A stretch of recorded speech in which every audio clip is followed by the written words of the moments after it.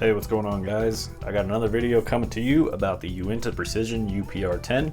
This one right here is chambered in 6.5 Creedmoor, and this is my second time going out and shooting some load development tests. I took the information from my first trip out, and then I came back to test to see if I was getting consistency with what my results were. So let's take a look at some of these targets. I do want to take a quick look at these two rows of brass right here. I did two 5-shot groups, and up top is the 41 grains using Hybrid 100V and then Federal Gold Match Magnum primers. These generate good velocity and good standard deviations. And this is the 40 grain right here. No pressure signs really to be worried about. This gun really likes to crater the primers like that. Even on factory ammunition, it gets just that little bit sticking up, so that doesn't worry me in this gun. If I saw something like that in my Tikka, I would be concerned, but it's just kind of a characteristic of this gun. Now, to get the gun warmed up, I shot two 4-shot groups with H4831SC loaded to 42 grains, and these were regular Federal Gold Medal Match primers. This powder gave me really consistent velocity and low standard deviations, but it shot an amazing group. So this is from my first trip out right here, and 42 grains shot a 3-shot group into one hole, and then had one just barely outside there, and I had a standard deviation of 7. So I definitely wanted to just shoot this again to see how consistent it was going to be, and it shot another great group up here. Down here it opened up just a touch, not too big of a deal, but all 8 shots together, my average velocity was 2588 with a standard deviation of 15.9. On my first trip that I went out, my average velocity was 2586. So 2588, almost exactly the same across 2 different days, which gives me a lot of confidence in this load. I may use this just as kind of a good target shooting load, or it would be a good backup round if I could only find 4831 at the moment. And it's just a good round that I know shoots well out of this gun. Unfortunately, the velocities are a little too low for the long range shooting that I'm trying to do. This would be awesome and would shoot fantastic out to 1,000 yards, no problem. But with this gun, I'm trying to go out to a mile as one of my first long range shoots with it, so I'm trying to get basically the utmost velocity that I can out of it. So now let's take a look at the group from Hybrid 100V using 40 grains, and this is again with a Magnum primer. So this one had a lot of vertical stringing, not a whole lot of left to right shift, and my velocity here was 2767 with a standard deviation of 15.8. That's a pretty good standard deviation, that's good velocity, and it's a decent group. The way I measure these, I measure left to right spread and then top to bottom spread. I add them together and divide it by 2, and that gives me the average of the 2. So this is an averaged left to right up and down, and that gives me a 1.15 MOA group.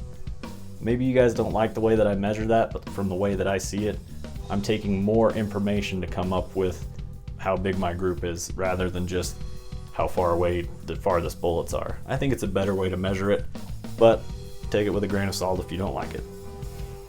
Again, this is from my first trip with the 40 grains of Hybrid 100V. I got a 0.77 MOA group there, average velocity of 2780, and today I got 2767, so just a bit slower, but my standard deviation decreased a little bit, but the group opened up overall. I mean, 40 grains right here was shooting excellent, had an awesome 3-shot group with 1 flyer, and this one I got 2 shots to group really close. These 2 grouped pretty well, and this one kind of seems to be the flyer of the group. Okay, and here we are with 41 grains Hybrid 100V, the Federal Gold Medal Match primer, using Atlas Development Group 6.5 Creedmoor large rifle primer brass. Taking a look here, our vertical spread was 1.15, left to right was 0.72. If you average those together, you get a 0.94 inch group. This is all shot at 100 yards, so that's a 0.94 MOA group. My average velocity here is 2827 with a great standard deviation of 6.9. Hybrid 100V seems to be getting good standard deviations, just as good as the other powders I tested. These velocities changed more than the 4831 did, so I found that a little bit interesting. Maybe Hybrid 100V is just a little more temperature sensitive than the others, but it's not so much that I would concern myself with it. This powder is readily available and it shoots good out of the gun, so I'm just going to go ahead and call this good. I do want to run one more test doing different jumps to the lands with different overall lengths on the bullet.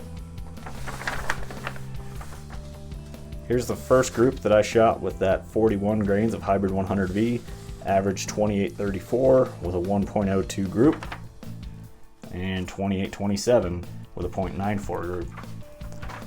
So the group tightened up, I got a lower standard deviation, and the speed dropped off just a touch. But it's about 50 degrees on both days that I went out. The first time that I took these out, it was probably 3 degrees warmer, maybe a little bit more sun out there. Sun on the ammo, warming it up a bit. So maybe that's where that velocity is coming from. So that's where I stand with the Uintah Precision. I want to go ahead and do a jump test and see if I can get these groups to tighten up just a bit, and then see what that does to my velocities. I'm liking how it's shooting, and I'm ready to go shoot some steel at long range, but I just want to get this load good and dialed before I go and do that. And every time I go out and do load testing, it's verifying how my velocities are, and I'm getting a good idea how the powder acts in different temperatures. So excited for the next step in the process. Let me know what you guys think. 41 grains versus 40 grains. I like the velocities here. I got a little bit standard deviation on this day, and the group size is a little bit better on this trip. So I like both of them, but I think I'm going to go with the 41 just for that little bit of edge on velocity. Sure, 40 feet a second isn't going to make that big of a difference realistically, but I'll take it if I can get it, especially when I'm pushing it that far out to 1,760 yards. Every little bit helps. Now I will have a video coming up with my thoughts on this Atlas Development Group brass. I can tell you right now, after the first time I reloaded it, the primer pockets were still good and tight, and I like the quality of it. After I fire formed it to the chamber, they all had almost identical lengths. The weights are good on these, and it's good quality stuff. So definitely check out Atlas Development Group. They make good brass for 300 Win Mag. I know a lot of people struggle to find good brass for that. You got 338 Edge. They got plenty of other chamberings over there. 308, 260 Remington, 6.5 Creedmoor. They've got a few more in the works, so it's worth checking out their website, atlasdg.com. Something I did notice when loading these up, I neck sized these with the Lee collet die, and as I was pushing the bullets in, they didn't seem to have as much neck tension as when I did a full length size on these. Also, when I only neck sized these were pretty tight in the chamber, which tells me that this rifle has a match grade chamber in it. So I need to push these shoulders back a couple thousandths, especially after the second firing. So the chamber in the Uintah is good and tight. They chambered that thing really well.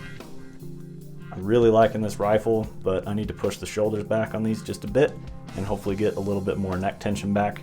Maybe that could attribute to why some of these groups aren't shooting as good as they could have. But that's it for now, guys. Thank you for your time. I appreciate you watching. Please check out Uintah Precision. Please check out Atlas Development Group. They're both great companies and they're worth looking into. That's going to do it for now. I appreciate you watching, and I'll catch you in the next video.